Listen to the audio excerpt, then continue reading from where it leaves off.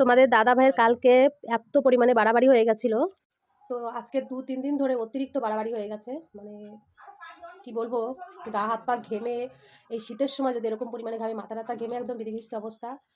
শরীরটা অতিরিক্ত দুর্বল হওয়ার কারণে, আরও প্রোটিন নেই শরীরে, এই জন্য এই অবস্থাগুলো হয়েছে।